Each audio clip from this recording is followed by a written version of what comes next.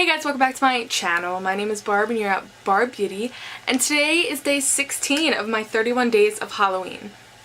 For today's video, I'm doing Sally from The Nightmare Before Christmas. Don't forget to subscribe to my YouTube channel and follow all of my social media down below. And let's get on with this Sally makeup tutorial.